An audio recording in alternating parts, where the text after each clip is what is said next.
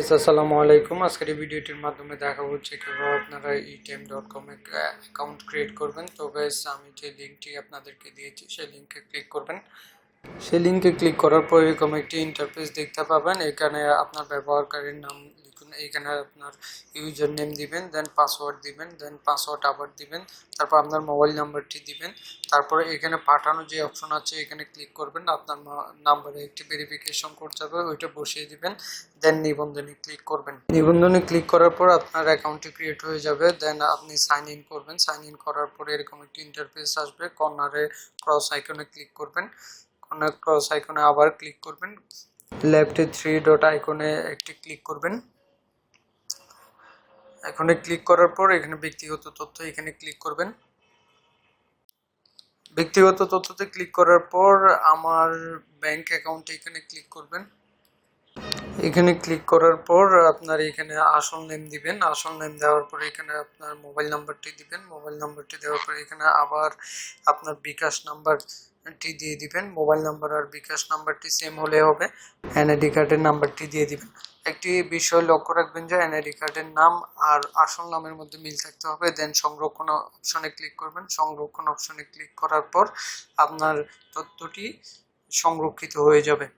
তো গাইস, ব্যক্তিগত সব ইনফরমেশন দেওয়ার পর তো কিভাবে কাজ করবেন সেটা আমি দেখাচ্ছি। অর্ডার ম্যাচিং নামের একটি অপশন পাবেন, এখানে ক্লিক করবেন।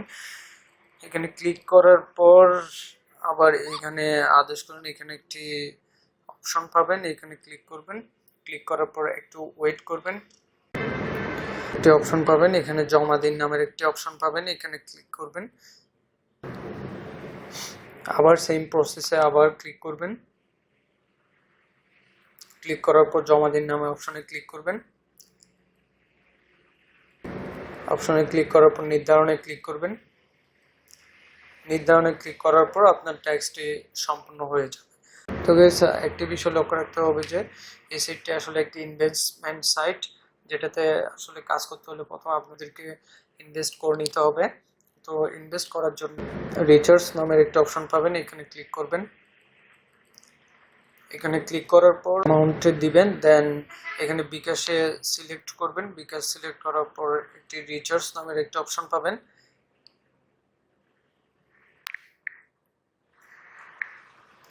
রিচার্জ নামে একটা অপশন পাবেন, এখানে ক্লিক করবেন। ক্লিক করার পর আপনারা দেখতে পাবেন এখানে টার্গেট বিকাশ অ্যাকাউন্ট কপি, এখান থেকে বিকাশ নাম্বারটি কপি করে নেবেন। কপি করে নেওয়ার পর বিকাশ অ্যাপসে এখানে ক্লিক করবেন। ক্লিক করার পর সেন্ড মানি অপশনে গিয়ে আপনারা আপনাদের অ্যাকাউন্টের রিচার্জ অথবা ইনভেস্টমেন্টটা করে নিতে পারেন। তো গাইস, আপনারা চাইলে এভাবে আপনারা এই সাইটটিতে ইনভেস্টমেন্টের মাধ্যমে প্রতিদিন অনেক টাকা ইনকাম করতে পারেন।